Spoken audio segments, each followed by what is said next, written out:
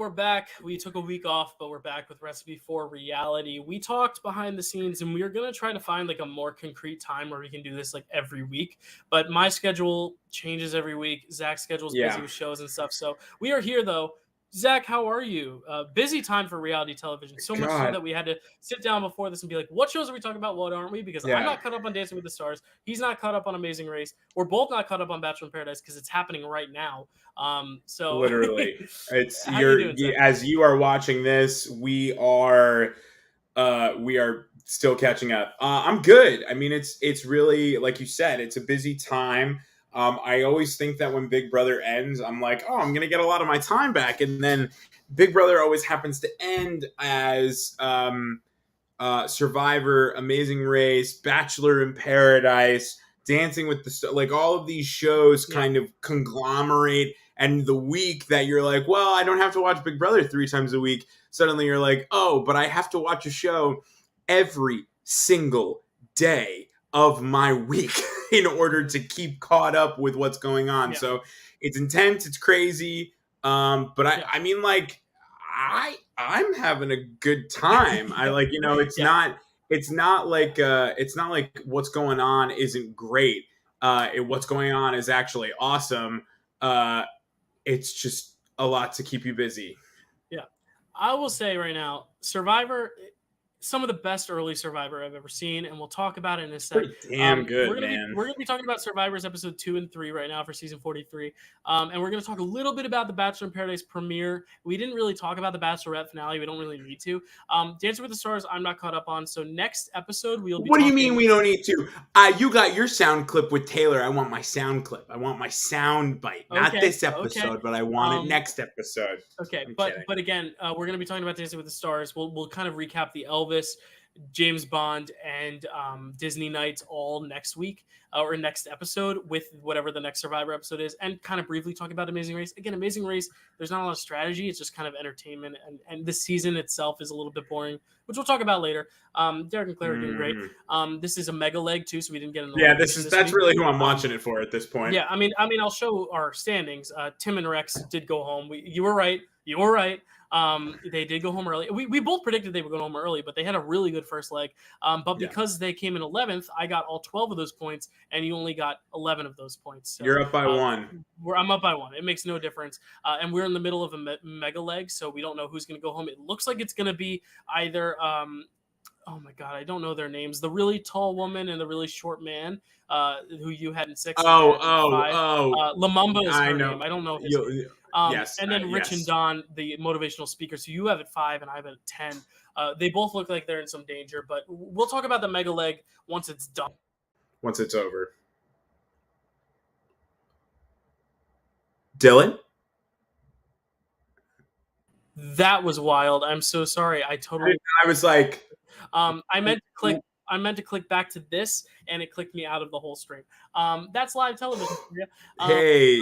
But we'll talk about the mega leg. We'll talk about all that stuff later. Bachelor in Paradise, it's going to go on till mid-November. It's the longest season ever. And honestly, I don't think we need to talk about it every week. So it's so long. Talk about the beginning. We talk about what we're looking forward to seeing, and then we can talk about it when it's over and just kind of debrief, rather than going week by week, because there are spoilers out there. So like it's hard to avoid some stuff. And I mean, how much are we going to be able to talk about Bachelor in Paradise? And with Bachelor in Paradise, Bachelor podcasts and everything like that. You know? Right. And with Bachelor in Paradise, I mean, Dylan was literally like, "Are you caught up on Bachelor in Paradise?" And I was like, "Well, I've watched a little bit, but I've watched Bachelor Fan Take to really." And I think that's kind of like what you were just about to say. There's a lot of podcasts, there's a lot of shows out there that kind of give you that recap. I think for us, one of the primary things when it comes to something like Bachelor in Paradise is filmed so far in advance. And it's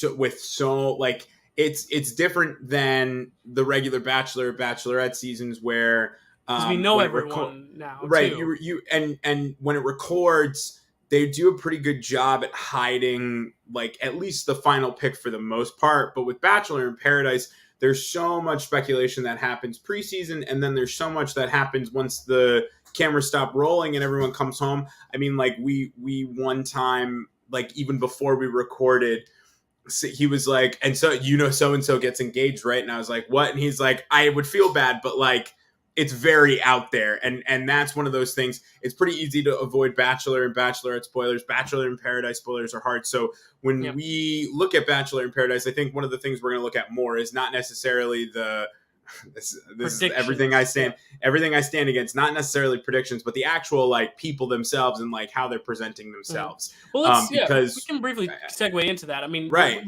What I'm saying is like we'll talk about it now, and then I say we leave Bachelor in Paradise alone for a few weeks and come back to it when it's over. Right. That just seems like the better move. That way we can focus on Dancing with the Stars and Survivor, which are like more, they change by the week. But Bachelor in Paradise, the early couples, we're getting Sierra and Michael. Great to see Michael back. Justin and Genevieve. Thank God he's back. But now, man. James and Aaron are back on the beach, and Aaron's into Genevieve now. So now Genevieve's in a little love triangle. Justin was in a love triangle, but then Victoria's now hanging out with Johnny. Victoria, first off, is my biggest Bachelorette crush, so I'm very excited to see her on the season, especially because she got such a bad edit on Peter's season. Reasonably so. It was warranted because she was very immature.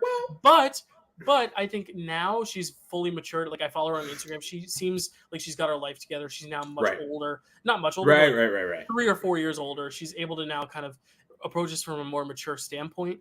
So I'm very excited to see her back on the beach. And then, of course, Brandon and Serene are getting along just nicely. They are the Joe and Serena for me. Like, they're just all, from the very get-go, she was like, I want to see Brandon. And then he got there and he's like, I want to see Serene. And they talked. It's not Piper and Brendan because, like, they actually didn't know each other. She was like, I don't know anything about you, but I really like you. Oh my God, I forgot. I tried to forget. No, it's okay. Good for them. But it was nice that Brandon and Serene both were at the beach waiting to meet one another, but they still hadn't met. So like, there's a very good chance that could have fizzled out. Like, and this is a good segue because this is our first huge breakup, Teddy and Andrew, because obviously Teddy went there being like, I have my eyes on Andrew. Andrew went there saying, I have my eyes on Teddy. Both fan favorites. Teddy, the first impression on Clayton's season. Andrew, one of the final 4, right? Or on whose season? He was 80s. He was. I can't remember if he was final 4 or final 5. Yeah, but he came back with a big note. Like, I'm. Oh no, he was final 4 because Michael A was 5. Gotcha. But again, like he's become such a Bachelor favorite. So to see them get together, everyone was like, yeah, this is great. And those were the 2 strongest couples, those 2 and then Brandon and Serene. And then Rodney gets there. Teddy is not feeling it with Andrew.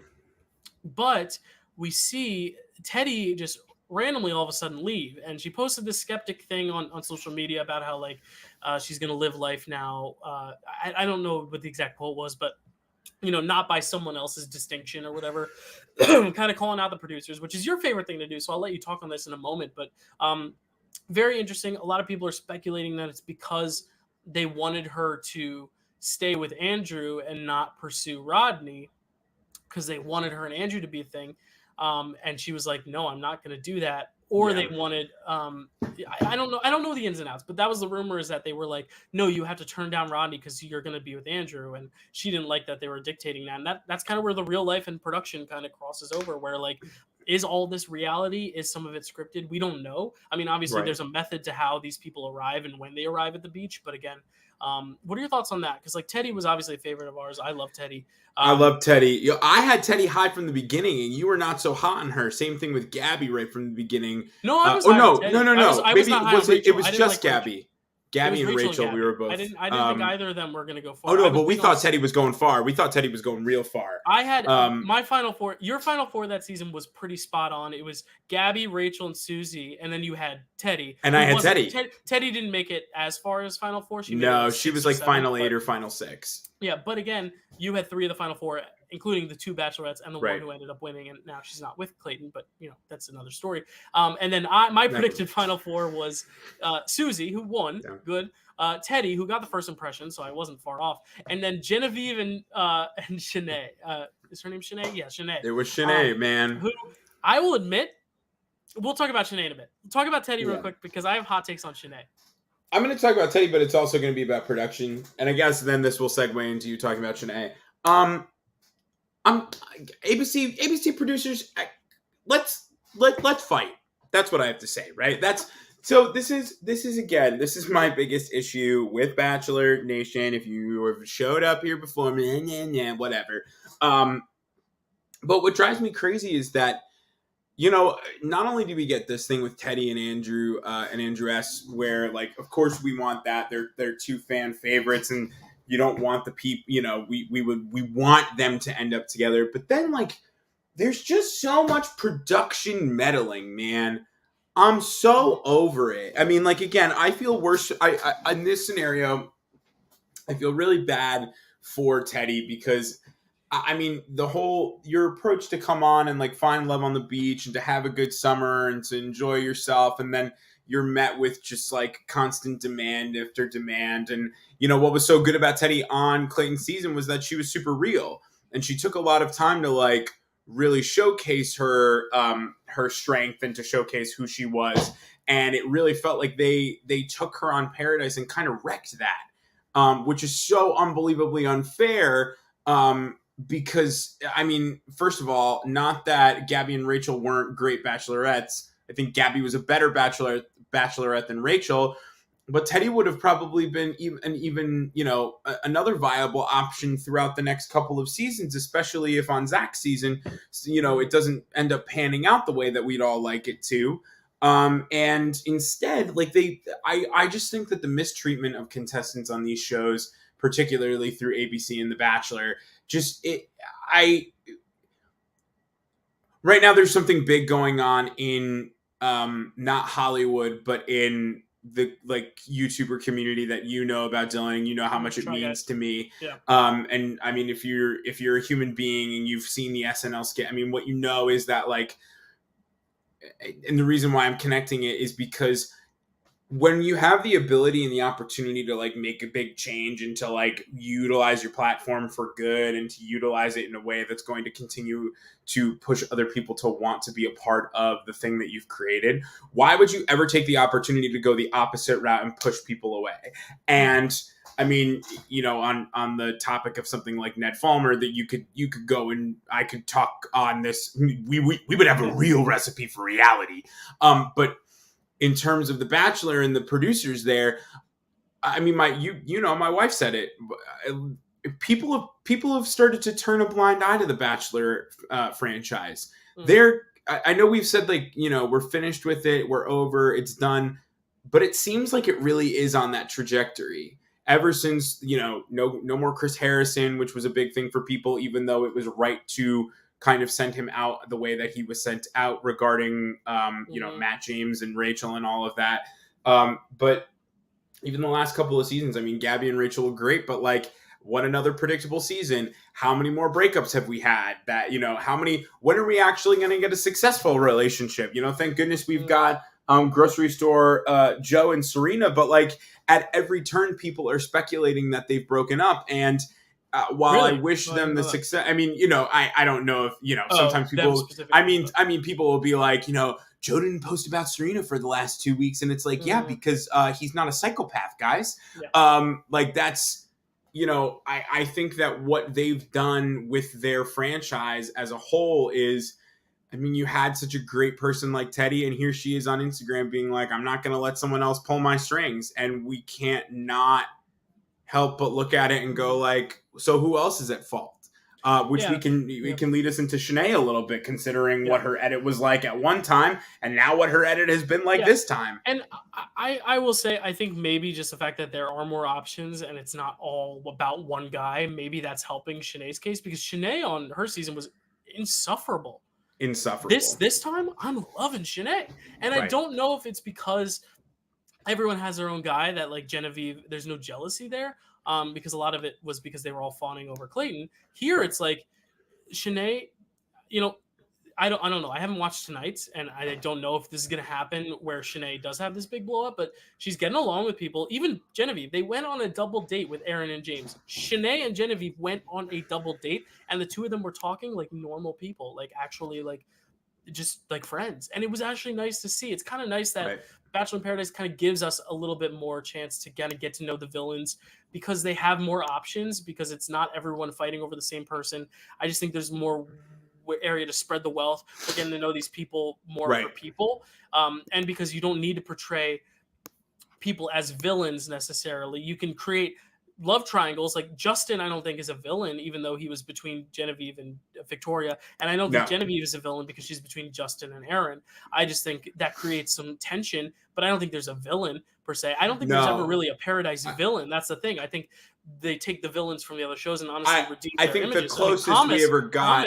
Was a great turnaround. Yeah. Shanae, I think, is getting that treatment too, and I think we're going to get it with Victoria as well, because Victoria was not well liked on Peter's season. No. I always found her very beautiful, which is why I was always drawn to her. But then seeing her on Instagram, I was like, she's actually a really cool person. And to see her back now, I'm like, she's a really cool person on this too, and she's beautiful. Yeah. I'm really liking her, and I'm like, I think, hoping it doesn't work out with her and Johnny, only because I'm like, hey, oh Victoria, what's up? No, but I'm actually really hoping it goes out well for her, because she is amazing, and I think she deserves redemption. I think this show should be about redemption. Yeah, I think the closest we ever got to villains was Piper and Brendan, but that was also a very much extraneous. Yeah. It was extraneous. It was about what had gone on outside of the beach rather than what was actually happening on the beach. Whereas, like in the actual Bachelor and Bachelorette, anything villain-wise is usually something that happens or is talked about in the actual mansion or on any of the trips, which is good. But I agree. I think I like what you said. I do think that the beach should be about redemption. Look at Thomas and Becca. Thomas and Becca are engaged. They're probably one of the two most successful couples from that season.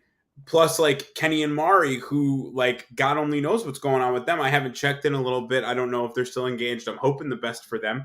But the one that everyone was really all about was Riley and Marissa. And then I think the beach being about redemption is so unbelievably important, because you had two people who weren't looking for redemption, and that kind of ended up, blowing up in their face. But the people who have searched for redemption, the people who are using it, I think once people actually realize that if they let the system work for them, then it can actually work. If they're not just going there to like, I think the one thing is you consistently see people like hopping from the thing we kept hearing over these couple episodes is like, it's paradise. I'm not looking. Romeo was like, I'm not looking for a surrogate sister, and I was like, oh, that's gross. Mm-hmm. Anyway, that's why you shouldn't be here anymore. But that's like, if people are coming and they're looking for like exploring options, that's one thing. But if people are really coming in, I'm really hoping that Michael A finds someone, because like I look at Michael A and I say like, well, if that's like you made the right call. If they offered you Bachelor, you made the right call not taking it, because that is so much pressure. Here you actually get to date. Here you actually get to search. Here you actually get to be a part of it. Explore options. That's another thing too. Yeah. If the only reason that the Bachelor franchise continues to run is for Bachelor in Paradise, then I mean, it's not so bad. But like, if they ever decide that Bachelor in Paradise is then they might as well just kill the franchise entirely, because there's no reason for it to continue. Because you don't have, in the last, 3 years or a couple of seasons, I mean, Michelle and Nate broke up. We'll hopefully, we're keeping our fingers crossed for Gabby and Eric. Rachel and Tino clearly did not work out. Katie and Blake and Katie and John.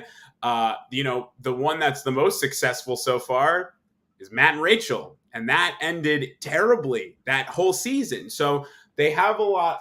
We've said it on this show before, and I really stand by it. I think the Bachelor franchise is in need of a major overhaul in its system. But I mean, if Bachelor in Paradise is the system that remains, it can't be so bad. Yeah. But yeah, I agree with all that. I think we can segue now, just because, it's a good point to make. But I am having a blast. It is still fun to watch. I mean, it's Paradise. I find it much more engaging just in general. I just think everyone looks better. Everyone looks like they actually, are happy. And because there are people who aren't happy, but everyone seems like they're thriving more on Paradise than they are in the confines of like the mansion. And just, it looks like a lot of fun. There are some drama moments and happenings, but we'll talk about that later down the line. Let's talk about Survivor, though. We're going to try to wrap this up by 11, and we have a lot to talk about, because Survivor is doing something they've never done before. They did not only just give us a 2-hour premiere, but then the second episode was an hour and a half, and I'll admit, I know every It's the episode best. can't It's the be. right way to do It's the it. No, it's fucking the right best, way to dude. do it. It's so It's the right way to awesome. do it. I really love it. I just think it's such a smart way to develop these characters early on. Because like Big Brother, you have 4 episodes a week, and we still don't even know them very well. But because we have the live Right. feeds, we get to know them well. You can Here get we to don't know have the them. live feeds. And I don't like that. I like that we don't have the live feeds because I wouldn't want to know all the ins and outs. I like the No. surprise of finding out who's voted out. And the second episode, we don't get any confessionals from Cassidy, Lindsay, or James. But again, Carla opens up by talking about the dynamics of the tribe and the fact that blue keeps winning. I'm okay that they're under edited because we're getting a lot of red and a lot of yellow. Right. I think it's because those are the teams that are losing and those are the teams Right. that are just going to be more at the forefront. And on those teams, tribes were getting so much. And then of course, episode 3, we did get a lot more blue. But let's just recap episode 2 real quick. Cody. The whole episode's about Cody. He's jumping off the cliff. Everyone's saying he's crazy. Dwight, of course, has no vote.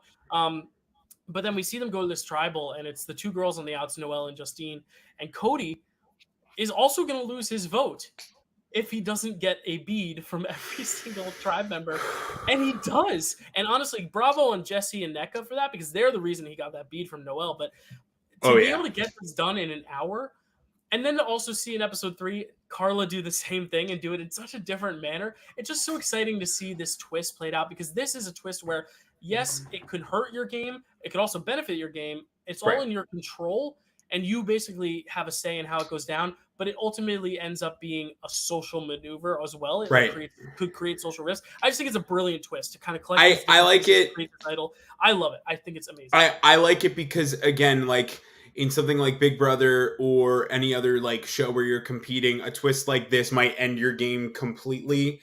And there's not really a lot of room for you to kind of like grow and actually utilize it to your advantage. Whereas in Survivor, I mean, this is them handing you a piece of coal and saying you can keep it as coal or you can make it a diamond. It's up to you and how much pressure you want to put on it. Mm-hmm. And Cody handles that super well. I mean, I've again, the 90 minutes is crucial for an episode like that, because you are on your seat from minute 1 to minute 90 thinking like, how the fuck is he gonna pull this off? Yeah. And because up until that moment, it's like, well, Cody's going home. Cody's got to go home. They're going to get rid of him. That's just how it's going to go, right? I mean, I think it was going to still be Justine or Noelle, because it was going to be 3 votes to 2. But if Cody loses his vote, then it's a tie. And then if you go to Rocks, it's either Cody or Dwight. And that's where it's dangerous. Like, you almost lost your winner pick, because if Cody doesn't find that idol, NECA and Jesse vote for Justine. Justine and Noelle, I think they voted for NECA, because NECA was the weakest. So then they would cancel out, and the Rocks would be picked. And then it would just go to Noelle, Cody. It'd be Noelle, Cody, Dwight, or Jesse, and they'd pick Rocks. And in that case, Cody could go home. So he could very well have gone home. That's right, yeah. I still think he wasn't the target, though, because they were targeting NECA. Right. And we see that in the next episode, that eventually they have to sacrifice. Which I just think, oh God, what a waste of a target. I have such a big about the week before, because this is our ranking going into that week.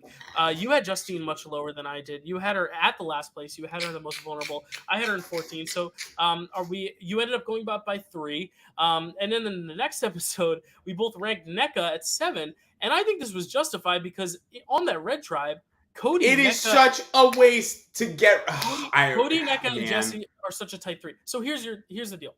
Noelle gets the extra vote. Dwight knows about it. Everyone has a vote. Now, Noelle can steal a vote, not an extra vote. Right. Sorry. First off, Noelle beasted that challenge, even though they lost. Right. She is the reason that she is the reason that they come close to winning challenges at all anymore. Yeah. But so the thing is, yellow. We'll talk about yellow when we get to the rankings itself. We'll talk about blue when we get to the rankings. But red, let's talk about this tribal. Jesse and Cody have to decide: do we vote out NECA, who is the weakest, because Dwight and Noelle are like, we're voting NECA, she's the weakest? Or do we stick with the alliance and think long-term and get rid of Noelle? Now, Noelle and Dwight have the power in the fact that Noelle can steal a vote. Right. But if Noelle steals a vote here, then it's guaranteed that they'll get their way and send NECA home. But because Jesse and Cody are swayed by Dwight, Noelle doesn't have to steal a vote. She has her advantage now, and they vote out NECA. I think this is a terrible move. And I'll tell you what. It's terrible. Terrible. NECA was losing you challenges, yes. But here's the deal. Every challenge is different. There are some challenges. The first one, NECA was on that team, and they won. So yes, it sucks that NECA is not great at challenges, but the thing is, long term, if Oh you my get god. down to 3, you do what they did to Genie with Ricard and Shan. You get rid of Right. her. Because here's the deal: if Right. they get rid of Noelle here, then in the next tribal, Dwight's the easy boot, and now it's the 3 of you. Boom. And if you end up losing again, then you cut NECA, and it's still you too, and then you can be used any which way you want to be. The thing is, Jesse and Cody were thinking tribe strength, but in this game, tribe strength comes in multiple ways. And now that NECA's gone, Dwight and Noelle now have the power because Noelle can steal a vote. And Cody has an idol. You know who's in the most shit position right now? Who was in the best position because he was friends with everyone is Jesse. Yep. Jesse was running this game. And now Yep. Jesse has the potential to get his vote stolen. Because here's the deal: Noelle steals the vote. Noelle and Dwight can split their votes. 2 votes on Cody, 1 vote on Jesse, and then if Cody plays his idol, then there's 1 vote for Jesse, and then 1 vote for whoever Cody voted for, and then on revote they vote out Jesse. I just don't see how this is a good move for Jesse Dude, and Cody. I Obviously, they don't know Noelle has a steal a vote. They right. probably think they can get her next time, or they are going to win. And if they keep winning, then it was a good move. If they keep winning, it's a good move. But I just don't see how getting rid of one person who was loyal to No. you to a fault is the good move. Even if she's weak, I just don't see how it's a good move. I'm in full agreement with you. And we talked about it preseason. I mean, we said this, and it's why Noelle didn't make it too high in either of our ultimate rankings at the beginning. If you let Noelle get to the end, she's gonna win. And that again, like, you know, they don't know what power she has. They think maybe we can get rid of her next week, but every week that you leave Noelle in is a risk, especially once you get to the merge. Because once you get to the merge, who do you think they're coming for? Who do you think they're going after? Because it's not Noelle. It's not Noelle. It's not Dwight. It's not, you know, I'm using her because she's still here, obviously. It's not the Janines. It's not the Ellies. It's not the Carlas. They're coming after you. And to get rid of the one person who, by the time you get to the merge, you might have the ability. I mean, like, listen, it's one thing in Big Brother to like vote with the house. It's another in Survivor to show that you can cave so easily, because caving easily doesn't showcase loyalty. It shows, oh, when the going gets tough, you're gonna screw us over, and you're gonna make sure that you get your way. So now, I mean, they don't know what Noelle's power is. They don't know if she even has one. They think that her and Dwight are the easy boots, but the truth of the matter is you got Noelle, you got Dwight, you got Jesse, and you got Cody. All one of their votes has to get stolen, and it's over. It's over. And I mean, like, then it's just a matter of, you know, Cody's got a little bit more security because of his idol, but like, it just, I've never seen a play on a reality TV show fumbled quite so hard in a moment that's like, well, all you had to do was take the shot and get rid of one of them. Like, even if it didn't work in your favor, you flush it out now, and then you actually just get rid of her next week. If NECA goes home on an accident, it's one thing. To send NECA out willingly, complete fumble of the play. It was almost nauseating. I was like, I can't believe you just did that. So when we put NECA, because I remember when you sent me your ranking, I was like, oh yeah, we both have NECA pretty high. That makes the most sense. Because she was well positioned. There just was zero reason to get rid of her. And honestly, there was zero reason. She's not a great physical player, but she is a great social player. She really is, because everyone felt like she was their mom. Even the people who were voting her out liked her. Like, Jesse was like, this is like voting my own mom out. But the thing is, she's just too weak, and I get it. This early, I guess it makes sense because it is still early. But if this was 2 weeks later, I think it would be an even bigger blunder because the merge is so quickly approaching. Well, the only risk is that they don't want to be Ricard and Shan. I get that, because Ricard and Shan were swing votes, but then they became the biggest threats because they were the only two. I get it. I just don't know. Let's get into our rankings, because I think we could talk more about this. This ranking is interesting because the red team, there's only one person who's definitely safe on the red team. Because even though Noelle has the power, she could still go home. Yeah, because of an idol. I will say there's only... Yeah. My red is all very like tightly grouped together. Okay. Except for one. Okay. I'll tell you right now, I have 3 reds in my lower half, and only one of them up high because of an idol. And I'll tell you right now, the others I have a lot of blue heavy at the top because I just don't see blue losing. Oh, And the thing is, I usually, only have one or two blue at the yeah, end, at the bottom, and it's I really think, just because I yeah, want somebody there. yeah. And the thing is, the way the show is setting it up, usually when a downfall is coming, they set it up far in advance. And I think there's going to be a downfall with either this red tribe dynamic or with the yellow tribe. And we'll get there in a sec because there's a lot being set up for the yellow tribe. But let me segue that into my number one pick because it is a yellow tribe member. It is Gabler. And I'll tell you this, like looking at our last ranking, we both had him fairly low. I had him all the way down at 8. You had him all the way down at 14, and it's because we thought there was a way the girls were going to trick him into not using it. But this episode totally showed us that Gabler knows what's up. Like Gabler is Right. very much in on the fact that like, yo, I know I have this idol only for the next tribal, and that's the thing. If he had this idol for the whole game, like Carla and Cody do, I would have put him lower because there's a chance he Right. doesn't play it. But in this sense, if they go to tribal, there's no reason for him not to play it. Right. Like there really isn't. And the fact that the girls are thinking they can trick him, and the fact that he's already like, no, I know it. I know Right. I can use this. Even Sammy goes, and I like what Sammy did. Sammy didn't say, "Hey, the girls want to get you out and make you think your idol's not real." He just asked, "What's the deal with your idol? Do you know you can play Yeah. it next week?" He's like, "Yeah, no, I know." It was a very nonchalant way, and I like what Sammy did there. But Gabler, he has this idol. He can only use it the next time they go to tribal. I, spoiler alert, think Yellow is going to go to tribal. I do think getting rid of NECA is going to at least solidify them one safe challenge, Yeah. and I think Red is going to beat Yellow because I think Yellow, while they are a tight group, there's some fracturing, and I think they're a tribe that kind of needs to go to a tribal to just kind of like air out some dirty laundry. I think they got a lot of bent up, tension to release, and I think Gabler, because he has that idol, is going to be fine. So that's my number one. And spoiler alert, my next two also have idols. But who's your number one? I have a good feeling about her. I have a good feeling about Ellie. I don't know what it is, man. Okay. Yeah, I know. She's love for you, isn't she? This is going to be the best ranking of all time. I'm gonna tell you. I'm gonna tell you what Tell me why Ellie. Tell me why Ellie's safe this week, and the safest. I've got a feeling about Ellie. I mean, like we see basically with all of these tribes, right? That like the way that things have kind of narrowed themselves down, especially on the red tribe, the leaders are never the ones that you get rid of, right? And it's not that like, oh, we're really trying to, we're trying to preserve the leadership. It's just that when a leader is good at speaking their way around something, there's no reason to get rid of them. There's just no reason to.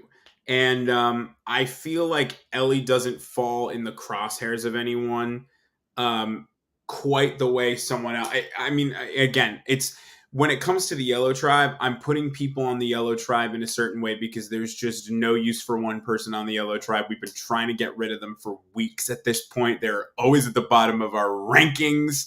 Not this week. Well, that's crazy. She's going to be at the bottom of mine. Spoiler alert. I'm thinking about the yellow tribe has a lot of padding to them already. There's no reason to get rid of Ellie right now. And I believe she'll be able to talk her way through this. Well, that's the thing. Ellie can talk her way out of it. The thing is, this tribe dynamic, it's the girls versus the boys with Owen in the middle. Owen's the swing. And I'll spoiler alert, I'll just kill my top 4. My top 3 are the idol holders. It's Gabler, Carla, Cody. And then I have Owen in 4th because I think Owen is in a great position. Owen's the swing. Owen can go with the girls because Gabler has his idol and easily vote out Sammy. Or Owen can side with the guys and go after one of the girls. Now, the question is, which girl do they go after? You think it's Janine. I personally think it's Ellie. And here's why. No, Gabler, here's the thing. Gabler, when the guys met up, the guys were like, these girls are underestimating us. And we saw the girls underestimating him. And I think for the edit to make it so clear that the girls are underestimating the guys, I think the guys are going to get the upper hand here. Now, the thing is, I don't know where Owen's going to side. He could very well side with the girls at the end of the day. But the thing is, Gabler, who has the idol, specifically said to Owen and Sammy, we got to get her out. We got to get Ellie out of here. But the thing is, why are they going after Ellie and not Janine? And I think the reason is that they're not scared of Janine. I think Ellie, because she is the leader, Gabler's onto that. I think Gabler's just a smarter player than a lot of people are giving credit for. And the fact that he name dropped Ellie this episode, I feel like this is kind of setting up Ellie's downfall to come. Now, she may be fine. And I think, honestly, the thing that could save her is Owen, because Owen seems much more drawn to Ellie than Janine. the thing is, Janine was the one looking through the bag, but even after they told him that Janine was looking through the bag, Gabler still wants Ellie out. So I think Ellie's going to be the primary target for the guys. I think the girls are going to target Sammy. The question is going to be, where does Owen go? And I kind of just tip my cap for a lot of my ranking here, but it's going to be a question of where Owen's agency and loyalty lies. And honestly, I do think Owen could side with Ellie. I think that's where Ellie is safe, is the fact that she has the pull on Owen. But if Owen decides to stick with the guys and go after the girls, Ellie's a much bigger threat than Janine, and both of them are really good at puzzles. So either way, you're not losing a weak member. They're both strong. The weak member is Gabler. It's just you can't vote him out. And that's why this is so crazy. This is why this is the craziest beginning of a Survivor season, because of all the idols and all the advantages. The person who should be the easy boot Gabler is now the safest man because he knows he has to play that idol. But here's what I'm going to tell you is that if I'm the yellow tribe and I know that the easiest boot is Gabler and I can't get rid of Gabler and he wants Ellie out, why would I ever get her out? Why would I ever do the work for someone who, after their idol is flushed, won't be able to do the work for me?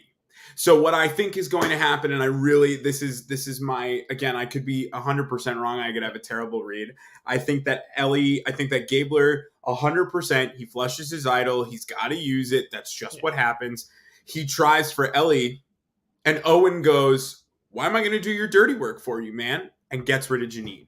Because if you don't, listen, to not be threatened by Janine is one thing, but to openly show your hand like that, where where all you need is the power, you just need the power, and then you'll go towards wherever it is. I mean, it's not, I don't think that's a smart move. I think the smartest move is to say, you flushed your power, you've got no more control, it's time to get rid of the person you didn't want to go. That's a Survivor move to me. But how do you get Janine, though, if Sammy and Gabler are voting Ellie? That's my thing. Because if Ellie and Janine are voting Sammy and Sammy and Gabler are voting Ellie, Owen would need to flip Sammy to Janine. I think that's easy.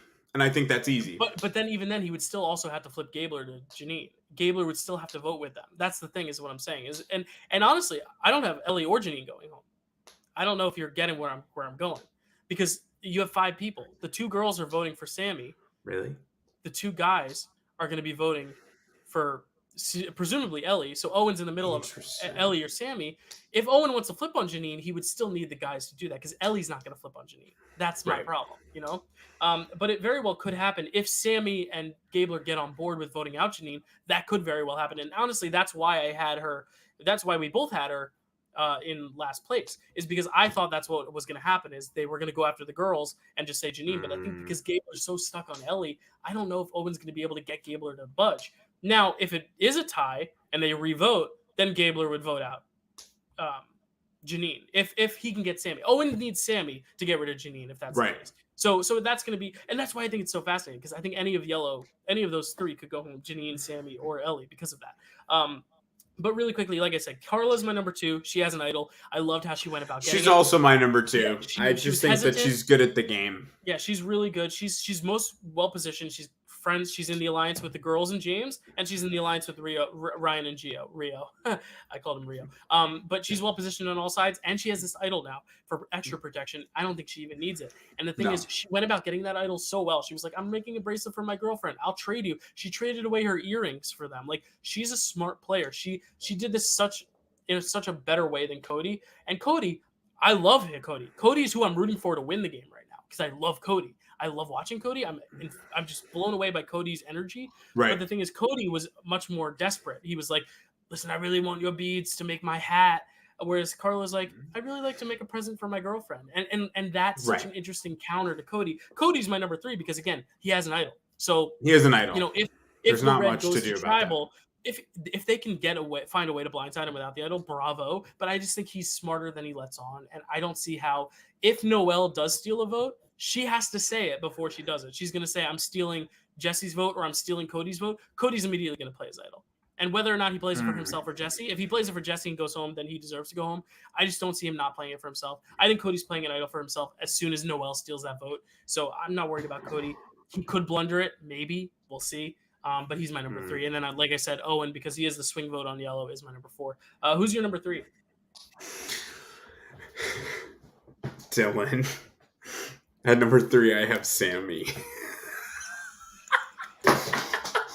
What This I'm is gonna be about to take. such a... Here's the thing: one of us is going to take a huge point swing this week. I know, and I'm nervous. You so- know the game better than I do, so and I'm why- just nervous about it. Not necessarily. I mean, we saw Derek X didn't know Big Brother, and now he's probably going to win Amazing Race. That's true. So what is it about Sammy that you think is so safe?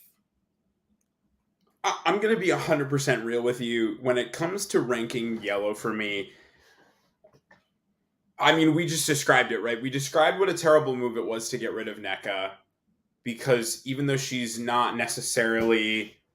I think the smartest option is to get rid of a Sammy, right? That's the smart option. You get rid of a Sammy, you get rid of an Owen earlier, because they'll have more of a navigation around the merge because of their strength, and then they'll also probably be able to talk their way through a final 3.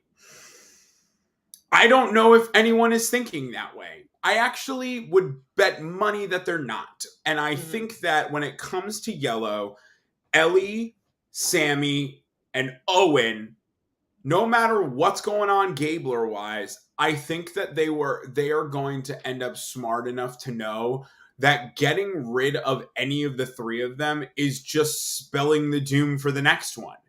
You get rid of Sammy, you put Ellie and Owen out in the open. You get rid of any, like, and you keep going down and down. Mm-hmm. If Janine is your, again, it's not that she's not good at puzzles, but if she is physically your weakest, to get rid of Sammy at this point is ridiculous. To get rid of Owen at this point is ridiculous. Sammy is the strongest member for sure. I think that Sammy just has way more finesse than the others who I haven't ranked from Yellow yet. I think the only one better at speaking than him is Ellie. So, again, do I think that Sammy's positioned to win right now? No. This is just how I'm seeing. I don't see a world we're right it now. Based on this episode, right? And like who's do I see? Next week? Yeah. What I'm telling you is, I don't see Sammy going home if they go to Tribal. I really think that he's too much of an asset. And I think that the person, okay, Gabler has a ton of pull because of his idol for sure. I think the person who really needs him, the 2 people who really need him are Owen and Ellie. You cannot be the biggest target in a tribe right now. You can't, because if you go to Tribal after you send someone home, you're it. So getting rid of Janine, sure, it's not a good move maybe down the line, but if I'm Ellie, Owen, and Sammy, which is why Sammy's at number 3 for me, I think he's smart. I think he's the most physically, he's the most physical asset to them. Why am I going to do Gabler's bidding when in a week it won't matter? Yeah. That's how I'm looking at it. Well, and it's also because the weakest person is Gabler and he has an idol. Like, if Gabler That's didn't what have I mean. an idol, this is the easiest boot ever. It's the easiest boot. And honestly, but Ellie why am I going to do his bidding when next week I can get rid of him anyway? I'm only a little worried for Sammy, only because if Ellie and Janine are targeting the Gabler, they can't go after Gabler. Obviously, right. they're going to try, but he has an idol, and I believe if Owen sides with them, he's going to say, "Listen, Gabler knows what's up. You're not going to be able to blindside Gabler, because if Gabler plays the idol, then one of you is going home." So Owen's going to say, "So we have to go Sammy," or Owen's going to go to Sammy and Gabler and say, "We got to get rid of one of the girls." But I think Owen likes Ellie enough that he could try to sway the guys to get rid of Janine. But I just think Gabler's so stuck on Ellie, because Ellie also went up to him at the fire and was like, "Yeah, we can make a fake idol contest with your fake idol that doesn't exist anymore." Like, she's almost driving it too much to where it's like, you're making it even more obvious. Like, I think Ellie just needs to shut up, because right now she's digging a bigger hole for herself. I love Ellie, but I'm worried just because of how much she's talking. I think once this idol's played, the game will fizzle out more. But right now, Yellow, there really aren't many avenues. And that's why I have Owen at 4. Who's your number 4? At number 4, I have Lindsay. She just exists in a nice little middle ground. I have her high because I don't think she's the problem on blue. Mm-hmm. I don't think she's anyone's radar. Yeah. Like, I don't think she's there with anyone kind of like ready to piss them off. Well, I'll tell you right now, my 5 through 8 are 4 of the blue tribe members, only because they have kept winning. And if they lose, I think there's a very easy boot. So my next 4 are James at 5, because he has gotten the least amount on blue. He's gotten a little bit. It was his birthday, and they never had him do a confessional. That makes me think that he's maybe not going to be a big end game player, but at the same time isn't going anywhere now. Lindsay and Cassidy I have next at 6 and 7 because Lindsay has gotten minimal screen time, but she's still been present, but not present enough to where it indicates that she's going home. Cassidy, same thing. She's been getting a lot of confessionals, or not a lot, but she's been getting confessionals. Every confessional she's gotten is purposeful. Her confessional in week 1 was, I want to lay under the radar and strike at the end. It's the Erica confessional. That's what Erica said. And she went on to win. And Cassidy this week has been like, the tribe is gelling. We're a real tight family. This is a tribe, a real tribe. And I think they put that in there to remind us Cassidy's still there, but she's still not important. She's just kind of one of the tribe. And then Ryan at 8, because Ryan has been getting a lot of screen time in the first few episodes, but this past episode he didn't get a lot. And I just don't know why he would get him out. Right. If he's your strongest member. So again, 5, 6, 7, 8, I'm putting all the blue because I think there's one clear boot on blue. And I just don't think it's any of them. But maybe I'm wrong. But again, they have just been getting very little screen time, but the screen time they've been getting has all been positive. So I'm not really thinking any of them are going home anytime soon. I really think blue is going to win at least the next out of the next 3. Like they might lose once in the pre-merge. Like I really don't think they're losing because they are so strong. They've been doing really well, even with people like Carla and Gio and Cassidy not being the strongest. They're still pulling it out, especially with the puzzles. So, Dylan, God, this ranking is going to be so weird. Someone's going to pull ahead really far in this next week. Who is your number 5? At number 5, I have Cody, which is not like a super weird thing. Again, he is an idol. The only reason that he's lower than all of those is because I just wanted to shake things up. At number 6, I have Noelle. And followed right behind her with number 7 is Dwight. And again, it's like they live in that area for me. Again, it's just a little bit different from you. They've been that. I mean, I didn't just write that as you were talking. I mean, I have them up there because honestly, they've been so low the last couple of weeks for me that this was a big move and this was a big thing for them. So I as like looking at them from the outside looking in, I mean, again, all it takes is them choosing to vote for some one person in tribal, Noelle stealing a vote, and it's going to go their way.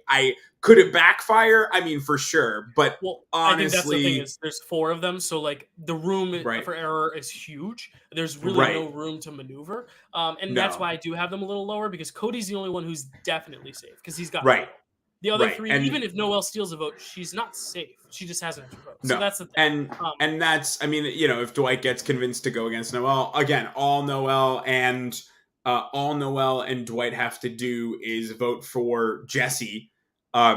Careful, like, they would have to vote for Jesse, steal Jesse or Cody's vote, and Jesse goes home. Like that's but if Cody if they vote for Jesse, I know that's what I mean is that thing, then if he decides to play it or if they try and maneuver again, like you said, the margin for error is super high, but I don't, unless they want to be smart about it and unless they want to be smart about it and say like, we got a big brain play right now. I don't know why they would have given so much thought and care to that episode if Noelle and Dwight didn't have something up their sleeves to continue to keep going, especially after literally getting them to vote out their biggest, their biggest ally in the tribe. I think that there's room for them to stick around, and then I'll keep it at 8. Go for 8. I've got Owen, and again, I've already touched on that. I don't need to talk too much more about it. There are 2 people I haven't mentioned, and it's for the fun of the game. Number 9, I have Dwight there. So I think honestly, he bounced back really well because I've been low on Dwight. I've admitted it. Like when he had no vote, that's the easy boot. But again, he was managed to finagle his way in. But then even then, the past 2 votes, he didn't want Justine to go. He wanted Nneka to go, but he didn't want Justine to go, and he's still in the minority because technically him and Noelle were against the other 3, but he was able to get Cody and Jesse on his side. So I think he's well positioned. I think of anyone on this tribe, he is the only one without some sort of like him and Jesse safety don't have net any protection. But the fact that he knows about Noelle's advantage puts him still a leg above Jesse and Noelle herself, who is still on the outs. Because like the 3 guys could ultimately just vote together and get out Noelle. Even if she steals a vote, they could still do it. And that's why I have her a little lower. I have her at 11. I'm skipping over my 10 for a sec, but I have her at 11 because of that, because I still think there's a way Noelle goes home, because Noelle could steal Jesse's vote. But if they still vote out Cody, if let's say Dwight, Noelle with their 3 votes vote out Cody and Cody plays an idol, and Cody and Jesse being the one, or Jesse being the one person to vote for Noelle votes Noelle. Noelle's gone, so like she can still go. And I think that's the Right. best thing about this red tribal is it's so live. All 4 of these people, except for Cody, Right. all 3 of them are vulnerable. They are all live But I ammunition. don't think Dwight's gonna be anyone's primary target. Either Dwight and Noelle are gonna go for Jesse or Cody, and one of them's gonna play an idol, or Cody's gonna play an idol for either one of them. Cody and Jesse are gonna be going for Noelle, so I think Dwight is fine. I just think the only reason Dwight has to worry a little bit is because there are idols in play. There's an extra vote in play. Who knows? Right. If there's a tie or anything crazy like that, if they split votes, who knows what happens? But he's my number 9. Who's your number 9? Who's your number 9? At number 9, I have Ryan. Ryan's right now the highest, right next to Carla for me on the blue. Again, if you have notice, a lot of blue pretty low. you have honestly, well, and Lindsay, sorry. Oddly enough, I've got a lot of red pretty high, but I think Red's episode last week was just so good that it was. I'm gonna give them the benefit of the doubt. I don't necessarily know if they'll win. I have a really big feeling Yellow's about to head to tribal this next episode. I think this is the week where red or where blue or yellow head to tribal. I'm leaning more towards yellow. I know there's a lot of speculation that it's going to be blue based off of the promo. But I don't necessarily, I have a good feeling it's going to be yellow. I think, and especially because of how much they focused on Gabler having the idol last week, I think it's kind of building up to say like, hey, don't forget how important that's about to be in a little bit. Yeah. But so I have Ryan there. You touched on it before. I think Ryan's the most physical member of the tribe. He sits smack dab in the middle for me, mainly just because, I don't, unless something kind of blows up in his face, he's not the one to take out right now because you kind of need him. And like you said, I do think there's, ironically enough, maybe my lowest blue member might not be who your lowest blue member is. Well, you know who my lowest blue member is. I do know who, all of them because you've said them all. Well, and then I'll give you my 10 as well, and my 10 is James, which then narrows down another blue member. I know who you're going to put at the bottom, and I think it's just to spite me. Okay, we both had her in our final 3. It's not to spite you. I actually listen. So number 10, I've got James. I think James has played the middle really, really well. Again, there's nothing really for or against him. I just truthfully, he's an easy boot if things go wrong. And you can't really make a decision on one of the other 2 I've got. That's why he kind of sits where he sits for me. But I don't think you get rid of James before you get rid of my number 11 and my number 12. And my number 11 is Gio. I know that feels weird. It feels weird. And I've been super big on the, I think Gio's going to go first train. The only thing that's really changed that for me is I don't know if Cassidy has what it takes to get herself out of a bad situation.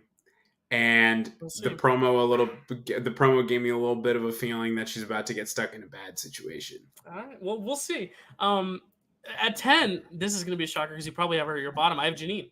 And this is because, like I said, she was the one looking through the bag. Yet, when Gabler found out, he was most mad at Ellie. He wasn't mad at Janine. And I think that says a good thing about Janine.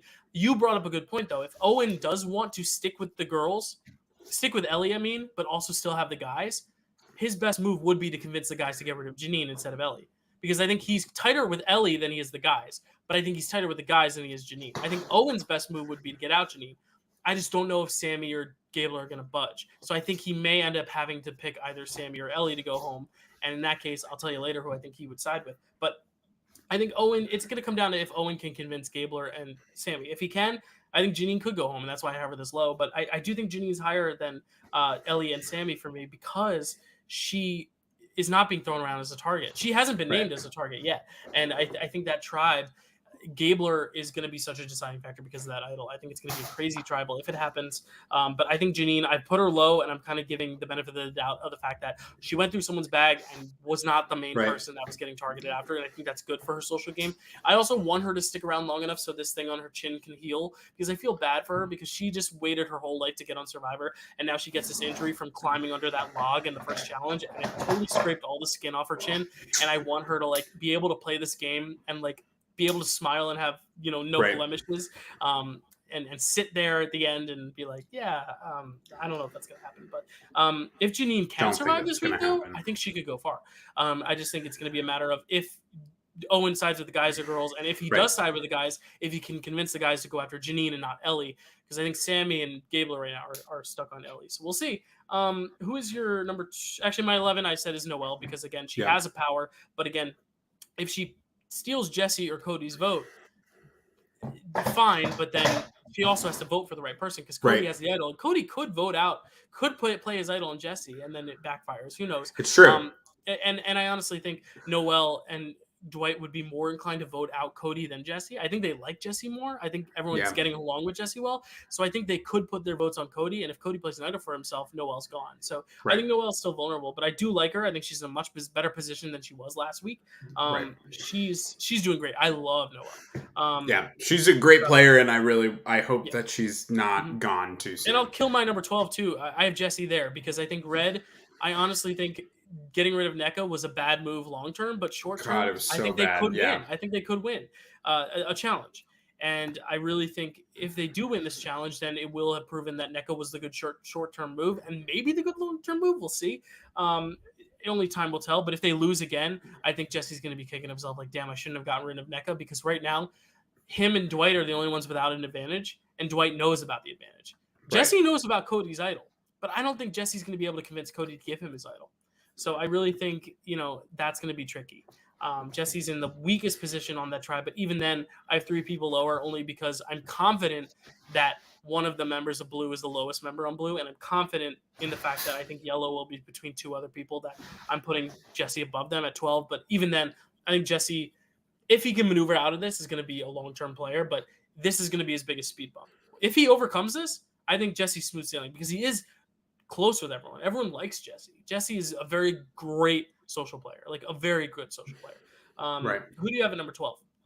At number 12, I have Cassidy. I told you Okay. though. I All think right, so she that's just. not I too think low. if Yeah. no, if she gets stuck in a situation, I just think it's going to be really hard for her to talk herself out of it. And I just looking at it, I mean, she does have Carla. She does have Lindsay, but I also don't see. I do see a world where there's a possibility where, unfortunately, Gio and Ryan and James can kind of come together and Gio and Ryan can come to Carla and be like, listen, I know they all want Ryan or Gio out, but like Cassidy's really the easy one for us. And she goes, okay. Like, and because again, there's not a lot to lose when everyone's coming to you. Well, There's yeah, not a lot to lose. It's interesting because they've really highlighted James and Lindsay as a pair, and they've really highlighted Ryan and Gio as a pair. Carla, they say, is friends with everyone, and Cassidy's like, everyone's a big happy family. So it's really going to be a question of, and does that's Cassidy... also one of the things that makes me think, like, where do you fit in? Well, we did see the girls themselves want to work together, and Right. Lindsay, because Lindsay's close with James, I think that's the common 4. I think that's the 4, and then between Ryan and Gio, I'll just say right now at 13 I have Gio only because I think if you look at this tribe, I think Carla's best move is to go with the girls and by extension James, because James wants to work with the girls. That's an easy 4. 2 on the outs. Ryan is much stronger than Gio. It's an easy boot, Gio. But the thing is, if they lose in 2 weeks when it's closer to the merge, I think Ryan's the easy boot because you're like, you don't need him to win challenges because you've won a lot of challenges. You're a week away from the merge. Now it's still a little too early that I don't think they'd risk Ryan. I think they would still go Gio. And we got so much about Gio and his oh my God, I almost said homosexual journey. Just as a gay man and coming out and the suicide stuff. Like his story, they've done so much on Gio that I feel like he's going to be booted soon. That's the only reason why I have him this high, this low. I just think the natural tendency is going to be Carla siding with the girls and James rather than Ryan and Gio, because if she sides with Ryan and Gio, you might have a 3-3 tie. Carla could pull Cassidy and go after James and Lindsay, but I just don't see that based on an edit perspective. This is me reading into the edit and just thinking Gio has been getting so much positive edit, but it's almost like the positive edit that NECA got this week too, of like, look at all the great things you've achieved in your life. You're going home, But then again, Jesse's gotten that too. But then again, Jesse's low on both our lists. So who's your number 13? My number 13, I know he's got an idol, but it's Gabler. Oh shit! I didn't realize you haven't brought him up yet. Why Gabler? Why do you think Listen, man, Gabler here? I know that Gabler might, as we've been saying, he might be a smarter player than people are giving him credit for, but I always just think that there's enough room for a blunder. One of the things that I couldn't help but take away from the episode as they're like searching and doing all of their thing, Gabler seems like the man who could lose that idol to someone real quick. And I don't, again, you'll notice he's not the bottom yellow tribe member for obvious reasons that I've talked about a You've million and made one it clear. times. But I think that when it comes to Gabler, while he may be smart and he may have a good read, he's not as smart as the other people on this tribe. And I maintain that. Game wise, maybe not as an individual, but like game wise. All you need is a Sammy or an Owen to be like, listen, I know that, like, let's show Ellie what we're all about, man. Give me that idol, and then I'll play that idol on you. And we'll really show her as we get her out. And then all it takes is being like, guys, Gabler's vulnerable. And then it ends. Yeah. Do I think that that's going to happen? No. Would I love to see that happen? Oh, yeah. But like he's down there. He's down there because I haven't been high on Gabler and Janine this entire season so far. I don't really think that they're great at the game. I don't think that they're super helpful to the tribe as a whole. I would like to see them. They're the two right now that I'm rooting against, which is never fun to have. I mean, it is fun to have, but especially seeing this, I'd like to see Gabler, who thinks right now he's on kind of the up and up just because he has an idol, and that's really it.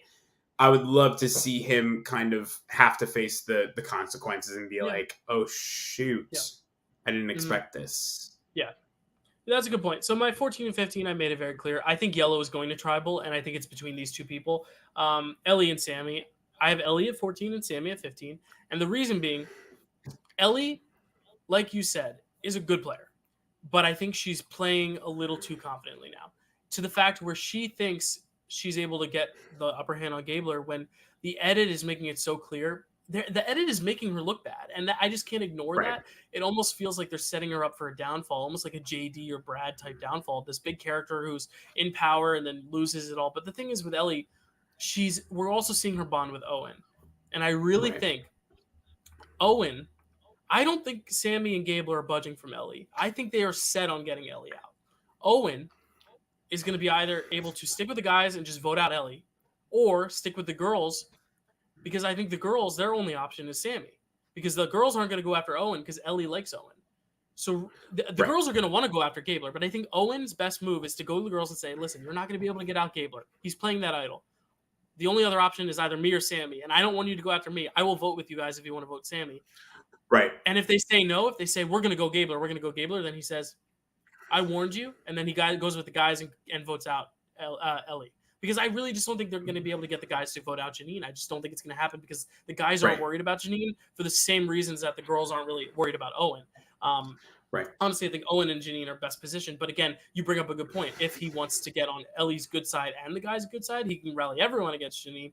But that's going to be a hard task. I really think the guys are set with Ellie. The girls are set with Gabler, but I think Owen can convince them to go after Sammy. That's why I have Sammy as the boot this week, is because I think Sammy, he's been shown to be really good at the game. He's been very savvy, but the thing is, when you look at that tribe, the girls are so set on Gabler, and the edit has been making them look really bad that I could very well see it being Ellie here and it being like I shouldn't have underestimated Gabler. Or it's going to be an Owen pulling the girls aside and saying, yo, girls, what are you doing? You can't go after Gabler. Go after Sammy. He's the next boot. And I just can't get that out of my mind. That first episode where Sammy was talking about the puppies in the crematorium, like it didn't make. Yeah, you're really still on there. I just don't think they're trying to make us necessarily love Sammy. I still think he's expendable. So that's where I'm rooting. That's where I'm going right now. Is that I think Ellie is being set up for the downfall, but I think because she has Owen so confidently, I think ultimately Owen will side with the girls and go after Sammy. That's where I'm going right now. I'm going with Sammy at 15th, Ellie at 14th, because there's a chance Ellie goes, but I think Ellie and Janine and Owen, I think that's going to be your three. And I think that's what I'm going with. I think Sammy's the boot, even though Sammy's in a good position. It's just Gabler as an idol and Owen is close with Ellie. So, I mean, the options are limited, and I think Sammy is just going to get the short end of the stick because Gabler has the idol. Unless the girls vote out Gabler and then it backfires, and I don't know. Anything can happen. If yellow or red goes to tribal, it's going to be a crazy clusterfuck. Yeah, I mean, I don't need to harp on mine either because we're coming right up to the end. My 14 is Jesse, and again, it's just that one thing where I think Noelle and Dwight played so well. Cody's obviously got an idol. I think Jesse might be a really heartbreaking fan favorite early boot because a lot of people really like Jesse. I love Jesse. He's got a great story. He's exciting to watch, and I just think that I don't really think Red's coming to tribal this week. I think it's yellow. But Jesse to me just has the ability to go home probably the easiest right now, unless Cody uses his idol. But to be honest with you, again, it's one of those things that unless I was 100% sure of something, I would never use an idol on anyone other than myself this early before a merge. Especially when like it's a pretty, you just have to play it. You just have to play smart enough to know that you're not the one going home because it's only 2 votes, and you just say like, and Cody has already proved that he can fold. So if they decide hey, we're gonna go after Jesse, he might just be like, yep, okay, sounds great. Ready for the craziest thing? What if Noelle steals Jesse's vote, and then Cody says, I'm gonna play my idol on Jesse. I want to save him.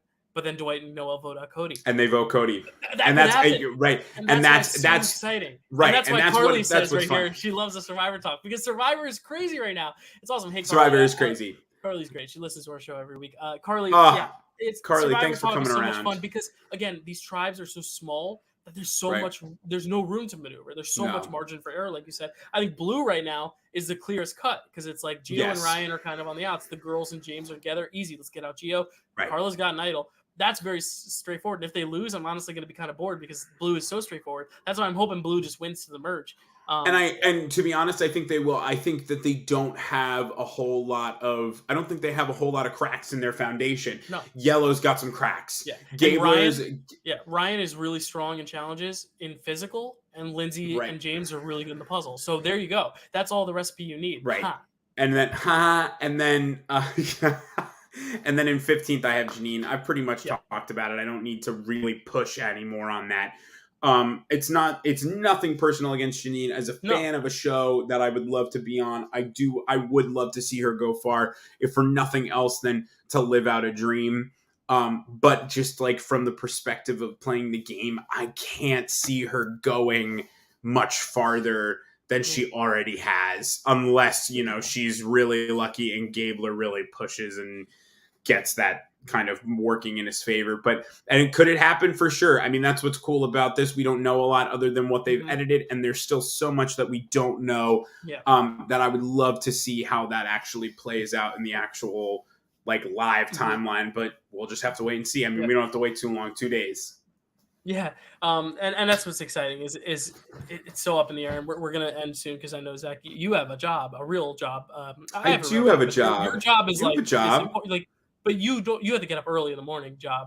I'm still anyway, we're gonna wrap it up soon, but just it's very interesting. Your number 1 and 3 are my number 14 and 15. That's how exciting this is. And listen, man, that's how exciting that is.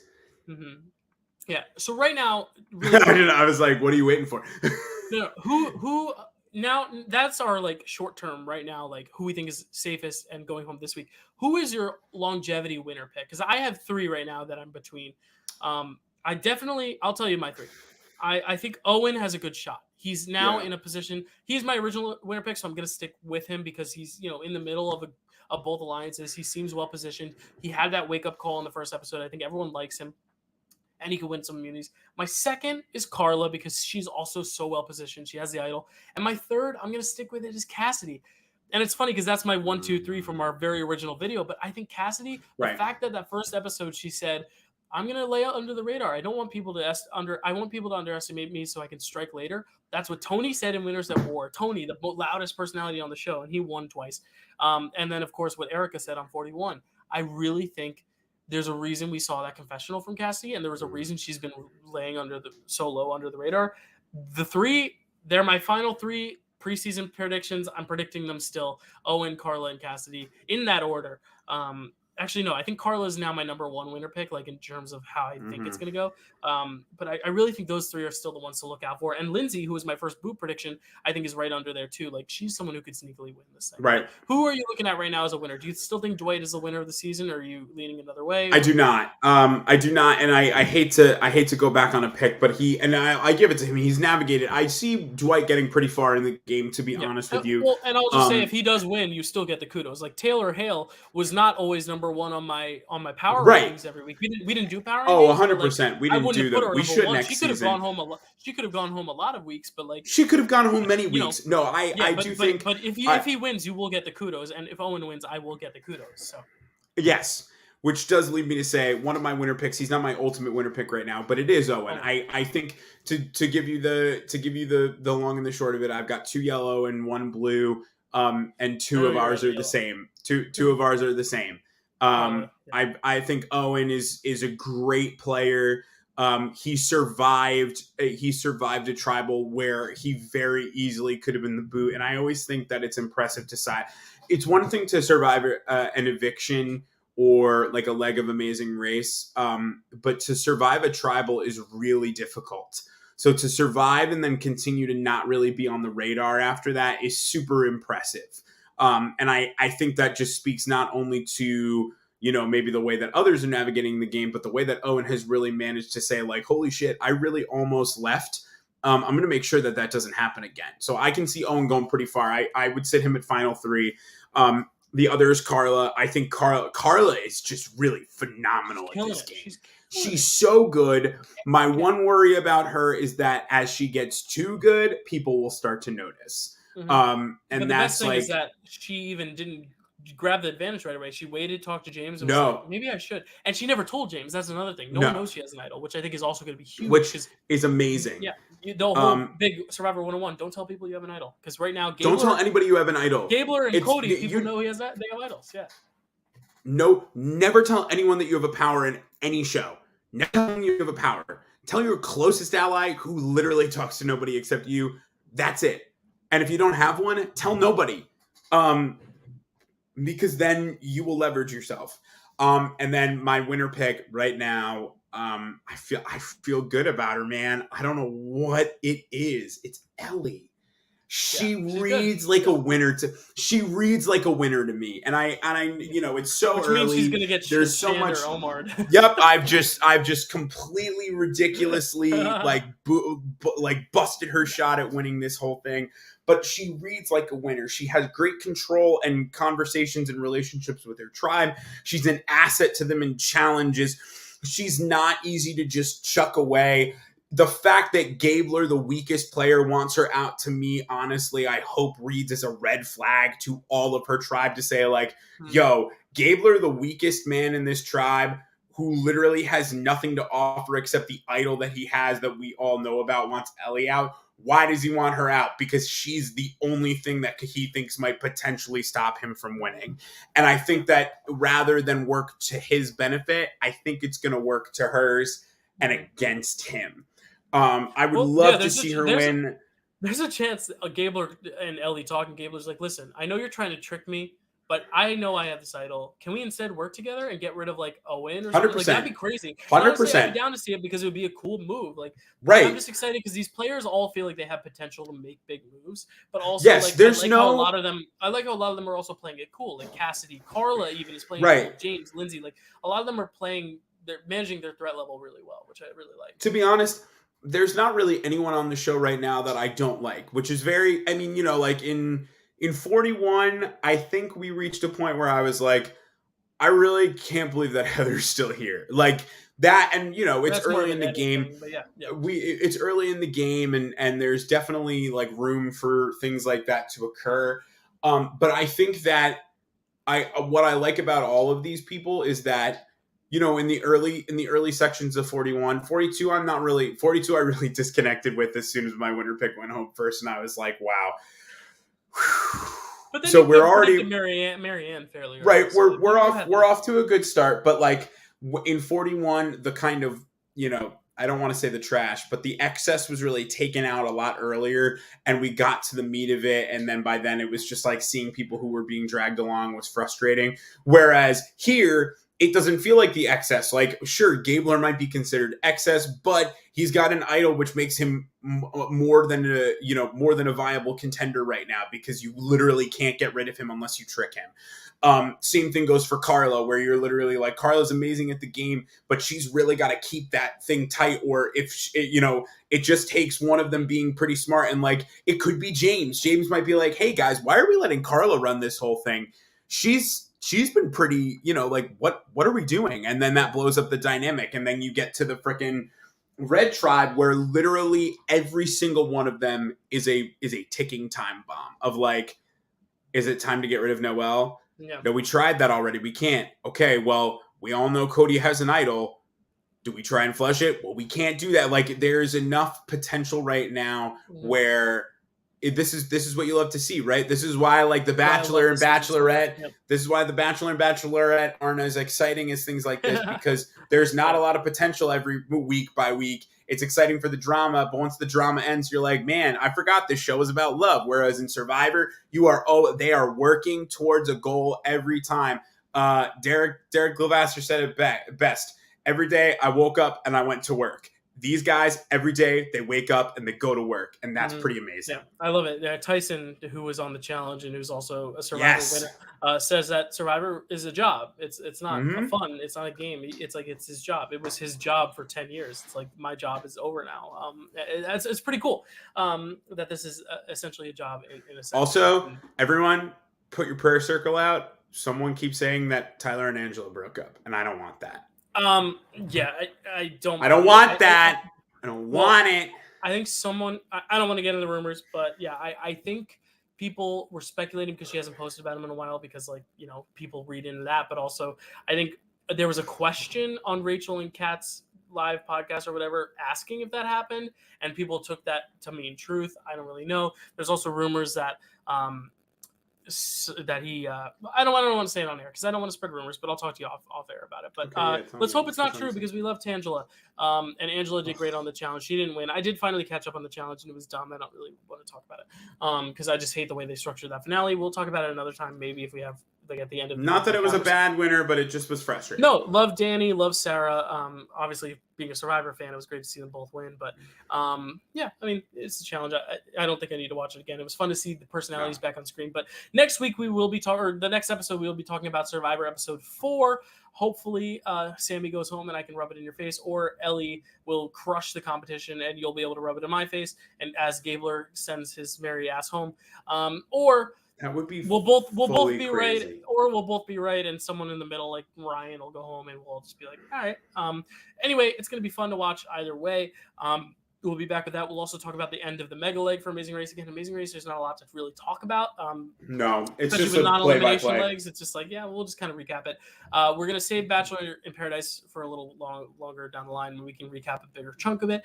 And we'll talk about Dancing with the Stars. I'm the one who's slacking on Dancing with the Stars, which is never the case. I'm always usually the first one to watch it. But this you year, really without are. commercials, without commercials, it's a whole 2-hour commitment now to actually sit down and watch It is true. You can't breathe for a second. Mm-hmm. So I'm going to watch the rest of the James Bond night tonight, and I will watch the Disney night tonight. And then next time we can go through scores for all 3 of those. I don't want to know who went home. Don't tell me.